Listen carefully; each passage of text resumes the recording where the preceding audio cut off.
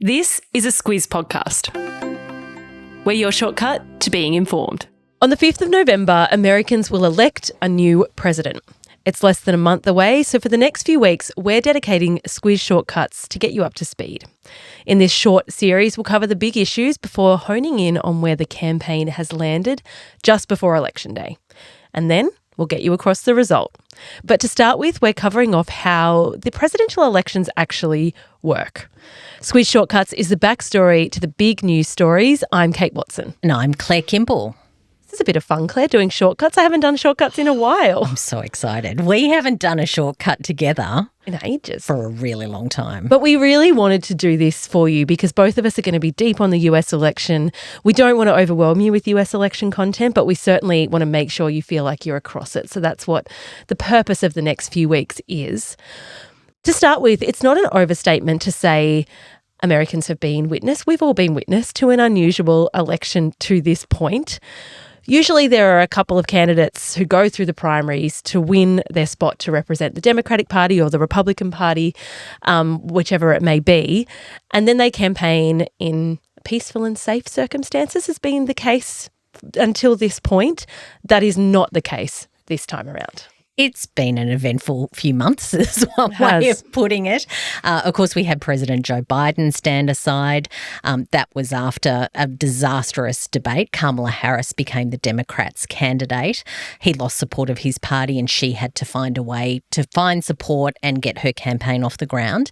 I don't think we'll ever forget that debate with Donald Trump. It became very crystal clear just looking at the intro that he was too old to be president. The one with Joe Biden. Oh, yeah. For another 4-year term. It was quite something. It's one of those memories that I'll think about quite a bit reflecting on this election, I reckon. And then there's been 2 assassination attempts on Donald Trump. That's something that hasn't happened for 40 years. And certainly not on live TV. We're living in a very immediate media era, and it was something we were all able to witness in real time. So it was quite remarkable. Let's also not forget, of course, that before all of that, he became the first presidential nominee to be convicted of a felony. That happened earlier this year. I feel like we haven't really talked about that much recently. So as we embark on this series, I think we should explain why this series is getting this kind of treatment from us, because there's been a lot of consequential things happen this year. Yeah, it's a fair question because this year has had more big elections around the world than probably any other year before. Oh, there's something ridiculous like half the democratic world or something. Or exactly more, right. Yeah. Elections in the United Kingdom, elections in India, really big democracies, as well as smaller ones too. So the simple answer about why we would focus on the United States is there's almost no area of the world where American leadership doesn't matter. America has a huge impact on the world and the decisions that are made there. So things like a healthy American economy with fair and free trade, it impacts us here in Australia, as it does many other countries. How America sees its role in keeping the world's powers in check is hugely important, and we're having a lot of those conversations about Ukraine and about what's happening in the Middle East right now. Its policies on dealing with China as a rising economic and security power matters a lot to us here in Australia too. So that's just the starting point. Who wins this election does actually matter. I guess that's the point, isn't it? What do they say? It's the leader of the free world, and that is 100% still the case. So who leads the free world is something that we think is important to understand. America's really unique when it comes to how consequential their elections are, I guess. Let's get into the process of how this election works, because understanding that will mean you can keep up with the politics as well. The process is important. There's a lot of assumed knowledge when it comes to this reporting because you're expected to know why a certain state matters or why the conversation is focused on just a few thousand people or a couple of policies. So, yeah, when it gets to the process of it, it was really rammed home in your news club conversation with Ben Smith. Of course, he's the former Politico journo, media reporter at the New York Times. BuzzFeed. He's just someone, so he's an American, and he's just someone who has this amazing experience at the intersection of media and politics. So Yeah. he was a fascinating conversation. He made the point, though, and this really stuck out to me, that the focus in America as opposed to Australia is actually getting people out to vote rather than convincing those undecided voters on who to vote for. It's actually getting the base out, making sure people who do support you actually vote. Very different to here. We all have to vote. Very different to here. Of course, we've got compulsory voting. We're one of the few nations like it that actually does. It's a huge advantage to us, it seems, as we look at modern election campaigns. Just getting people out to vote is really, really hard, and a lot of the focus is on that rather than actually talking about the policies and convincing you to follow one side or another. Just getting you to vote is a whole thing. So this is the interesting point, I guess. It is like you might have someone that says, yeah, I support Kamala Harris, like she's pretty good, but that's not enough. not You enough. actually need to be passionate enough about getting her elected to do on the day, to drop everything on the day and actually go out and do it. yeah. Which is it is an interesting mental flip for us here in Australia. And that conversation about what Taylor Swift has done in recent times, sending out an Instagram post with her support for Kamala Harris. The point actually wasn't so much Taylor Swift supports Kamala Harris, although, you know, when you look at it, she was never going to support Donald Trump, as Ben Smith and you talk about. It's actually about getting her supporters interested enough to register to vote. because you also have to register. To be eligible on the day. So, yeah, it's a really good point, I think, to call out about how that election works. There are 244 million Americans that will be eligible to vote this year. The 2020 elections, just for comparison, saw record turnout. 66.6% of eligible voters did vote. If we see turnout that high again, it will mean that more than 162 million ballots will be cast by the end of Tuesday, the 5th of November. That's a lot of votes. It's a lot of votes. Makes our little election feel quite dinky, doesn't it? That's so cute. It's so cute. 162 million ballots to actually get through. It's a lot. And look, if you're wondering also why the election's held on a Tuesday. I actually was wondering that. Yeah, people look at Australia's election and go like, you're using your own time on a weekend to go and vote? That's just so offensive. Many other countries you do vote on a weekday, and Tuesday was picked because it really harks back to the 1800s. Farmers were a very big part of American life. They needed to travel to the polling place. Couldn't be on a weekend because you had church on Sunday, so that's a whole thing. Wednesdays were market days, so they landed on Tuesday. And also, if you're wondering why it's held in November, it's always held in November, the first Tuesday in November. It's late autumn, so it doesn't interfere with the harvest. I had no idea about any of that, but seems like the farmers got a really good go, convincing were people very to make it important. work for them. That's absolutely right. A lot of the other traditions and older traditions they still adhere to come from the US Constitution. It's a rule book. It's been in place since 1789. In that are rules about who can be president. It feels nearly irrelevant to talk about the age minimum at this point. Yeah, it does. So you've got to be over 35 years of age. But there's no risk of that being a problem this time around. I mean, when you look at JD Vance, he's only 40. So there's a whole construct around as, you know, potentially the vice president. He could be president in that term because It's happened before. This is It how happened, the structure it's happening works. right now. Yeah, okay. Yeah. Yep. So, and lots of discussion actually about whether he's too young. It's just interesting that they have that conversation because of that age level. You've also got to be a natural born citizen. So that means you're either born in America or you were born overseas to American parents. You have to have lived in America for at least 14 years. And unlike Australia, there's actually no rules blocking someone with a criminal record. So here, if you've been convicted of any offence punishable under a state or federal law by imprisonment for 1 year or longer, you can't run as a candidate for federal parliament. In the US, that's not a problem. You also don't need to have any prior political experience to get the top job. And I guess that's a good call out about how it's different to our system. Our national leader, of course, is elected by their party peers from the parliament. So they do have political experience. They're actually a member of parliament. They've done politics before. In the United States, it's feasible for a political outsider to actually run for president from out of the blue and be elected.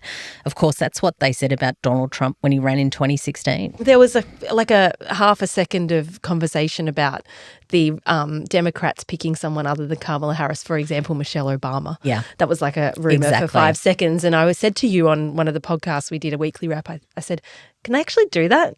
Yeah, they can just pick anyone they want as long as then they're endorsed through that party system. That can absolutely happen.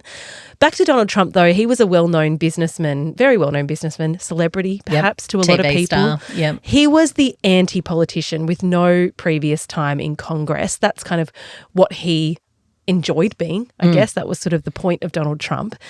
Where we're similar, though, is in the United States, there are two main political parties that dominate. Let's get to the similarities. Yeah, so sometimes there's a third party or an independent candidate that will run for president too. They typically aren't successful.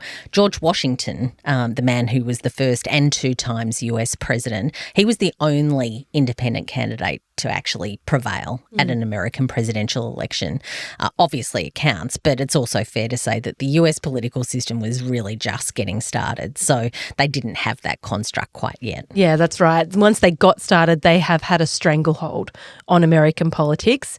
To make it very simple, the Republican Party is sometimes called the GOP or the Grand Old Party, usually the GOP. I don't really get many people saying Grand Old Party. No, if you see GOP, it's the Republicans. It's the Republicans. It's right-leaning, promotes conservative policies. It's all about small government, lower taxes, upholding gun rights. That's a really big deal in America. And in recent times, it's advocated for tighter restrictions on immigration and abortion. The Democrats are more left-leaning. Yeah, so they typically hold more liberal views, as we say at this time.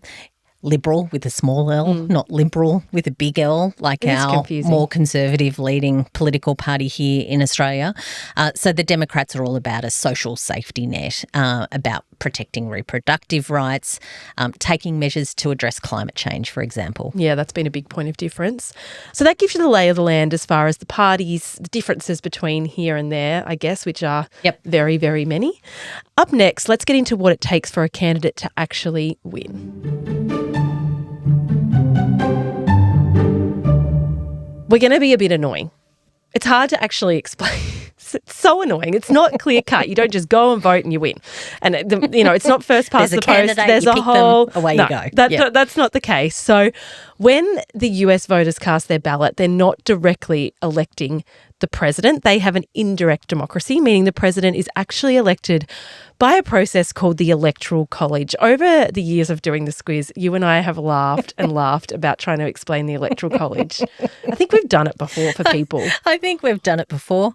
It bears explaining it again at this particular junction. Here we go again. So, look, we're not doing it to be irritating. This is the information that you actually need to navigate this whole discussion.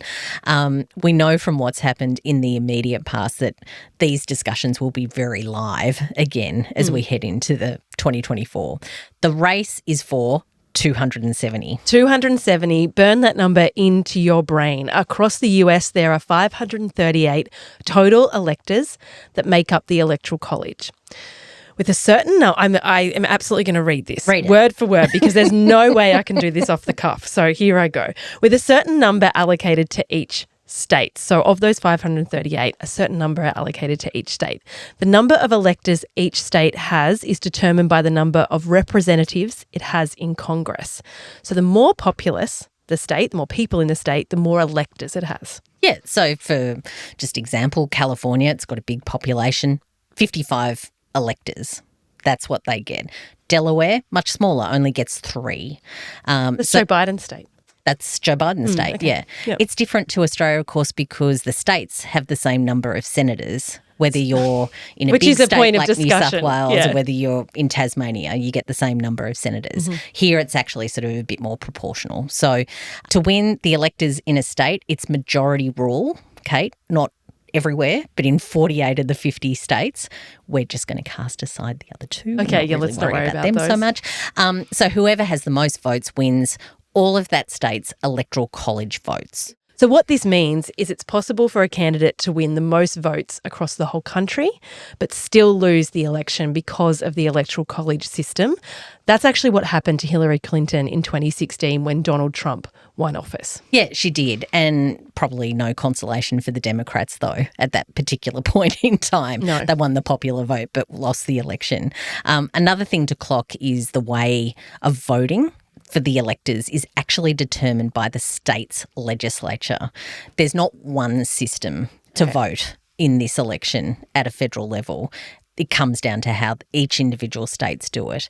We're Aussies, we get the states and territories do their own thing on all manner of things. But when it comes to our federal election, we all vote the same way, not the same in the United States. It's very controversial. The Electoral College system, you can read reams and reams about it and whether it works, whether it doesn't, whether it's fair, whether it's not. It's a big topic of conversation.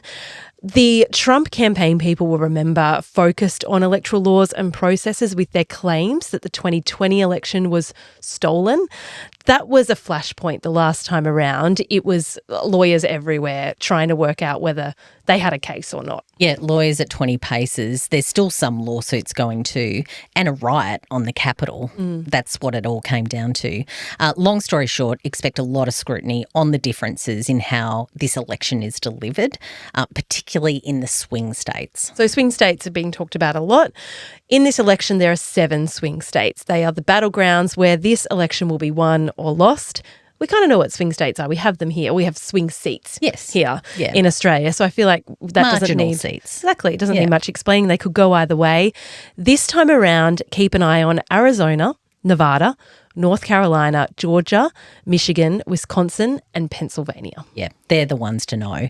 Last election, Joe Biden won all but one of those. Trump won North Carolina. I remember that was really close. Really close. Tiny margins in those states.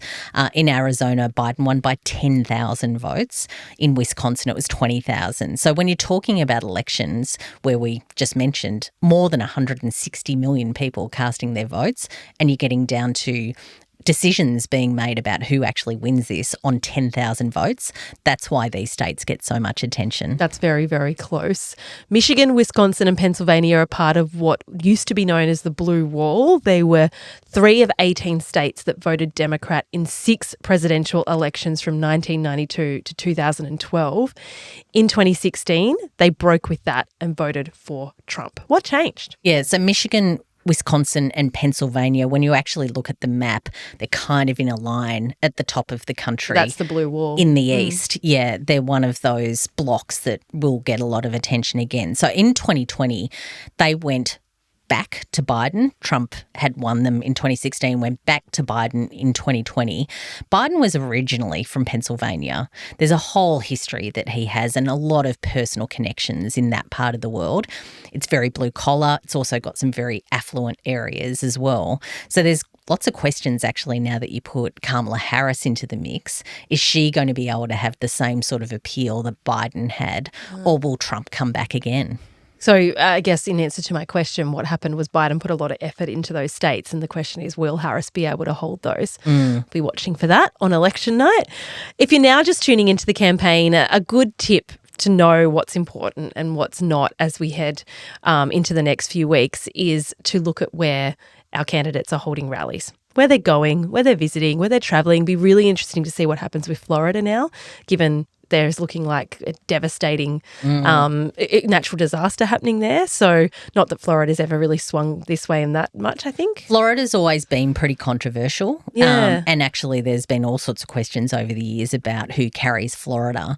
This time around it's expected to be Trump. He's living there these days. Florida is kind like of Trump's a Republican place. vibe these days. But you're right, there's lots happening in the south of the country with some big hurricanes and how the federal government's responding to it and whether the Republicans can actually frame the response as being a failure of Joe Biden and Kamala Harris. We will see. Advertising. Let's talk about advertising. So the other clear indication of where candidates are seeing success or not is how they advertise in the lead up to Election Day. Some new numbers out show TV, digital and radio platforms across those 7 swing states have accounted for, and like as someone who's in charge of advertising at the Squiz, this number is so scary. $930 million out of a total of more than $1.1 billion spent on presidential campaign ads between the end of the 22nd of July, which is the day after Biden withdrew from the race, to the end of September. So $930 million of $1.1 billion has been spent on advertising in those swing states. And that's American dollars. That's a lot of money, but also the proportion. Oh, yeah. It's absolutely massive. So just to put it into context to the Australian ad market, that's half of the value of Australia's entire ad market for a year, just been spent in a few weeks. We should also note that it's not just a presidential election that's happening on the 5th of November. Voters are also electing their members of Congress in the House of Representatives and in the Senate. Those campaigns cost a lot too. Yeah, so here's the benchmark. The presidential and congressional candidates spent a total of almost $14 billion in 2020, more than double what they spent in 2016. A bit under half of that was spent on the presidential campaigns. Democrats well and truly outspent the Republicans. Yeah, there was an incredible push behind Joe Biden to defeat Donald Trump, and the donors really came on board to fund that. We'll see how that wraps up this time. Lots of questions about how Kamala Harris is fundraising in a short period of time and how deep the pockets are for Donald Trump as well, given it's his third presidential campaign. So there's a lot to play out still in the coming weeks. It's big business, and that wraps up this part of our shortcut series on the US election. At the end of all of our Squiz Shortcuts, we have some recommendations, and we're not letting you down. Stay tuned for those in a moment. Each week we give you recommendations for further reading, watching or listening. You suggested, Claire, a piece about Hillary Clinton calling for the Electoral College system to be dismantled. Yeah, so she won the popular vote, lost the election. So it's only natural that she might have some thoughts on that, not that long after the election, to go, I don't like that system very much. If you want to go deep on the Electoral College system, we promised we wouldn't let you down. There it is.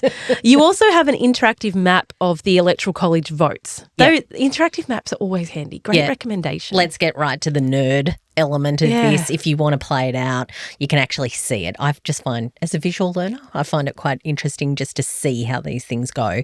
And things like that blue wall, you can actually see it in place and align it to those Electoral College votes and work out what's important and what's not. We'll put all those recommendations in your episode notes. They're always usually on our Instagram page too, @thesquiz. If you want to give us a follow. I'm looking forward to next week because I do love the politics, but I'm always interested in the policy. So where are they on the big issues? And it's always intertwined with politics, but it is, it's good to have a look at actually how they're different when they're coming at big issues. So cost of living relief is a big one in the US, the economy more broadly, law and order, again, reproductive rights, gun rights, and big international issues too. So as you alluded to, we've got those couple of wars happening which America has a big part in, and where each candidate is coming at with regards to those. Yeah, so we'll break those up. We'll do domestic first, and then the week after we'll do international. Okay. That'll be enough to get your head around those things. We're not going to tackle it all at once. We can breathe our way through that. Well, international may change a bit as well, depending on, how the next few weeks plays out. Yeah, it's a dynamic environment, as they say. It definitely is. And we also have a newsletter version of this podcast. If you have a mate who says, I'm not much of a podcast listener, but I'd love to read it, they can absolutely sign up to our Squiz Shortcuts email. A link to do so is in your episode notes, or I'll send them to our website. If you have any questions, send us an email to hello@thesquiz.com.au. Catch you next week.